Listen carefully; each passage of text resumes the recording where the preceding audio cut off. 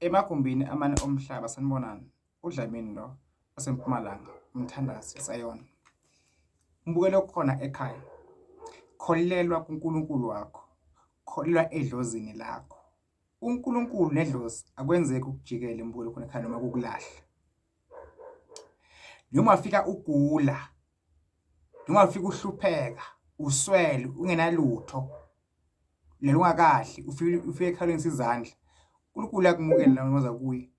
Idlozi liyakumukela mawuze ekhaya ugula, ufaka endlini kagogo. Lwathiwa ukusiphi isimo, idlozi liyakumukela. Noma ngithi inhlabathi yakini iyakumukela, ikhala kini liyakwemukela. Kodwa umuntu ophila emhlabeni waqala wangabi namali umuntu uyashintsha. Waqala waba ney'nkinga umuntu uyashintsha. Useyakuduba, usebona abangcono, useyambhora. Ngicela uthembe uNkulunkulu, uthembe idlozi lakho.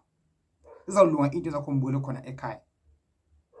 Ubacela abanye ukuthi mababe nayo ebusuku nemini, bakubonisa izinto ebusuku lelo, ubancenge, ubanxuse. Inkinga yethu i1, isintu sizobabhizinisi kakhulu ebusuku sisaba abantu.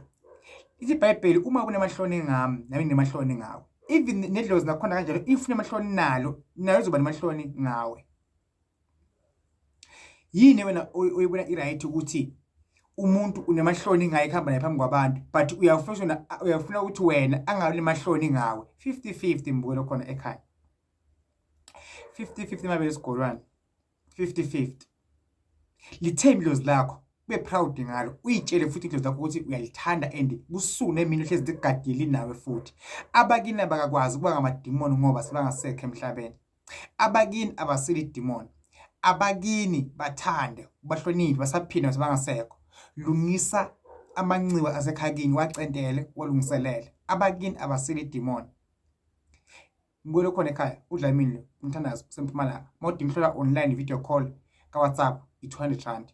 Mawudinga iwasho mbukelo khona ekhaya, zikhona mbukelo khona ekhaya iwasho la ekhaya mawuyifuna siyakuposela noma ukude. Whatever nala ekhaya futhi intambo nayikhona mawudinga intambo nazi mbukelo khona ekhaya iwasho. Yizo lezi. Sinengabi iwasho la ekhaya njengamanje ngisesigodlweni lapho ngikhona khona, lapho ngikhulumela khona. Ngithi kini makukhanya into zenu, doors are open, iminyango mayivuleke. Themba bese uyakholwa kuzokwenzeka, inkosi ibuse.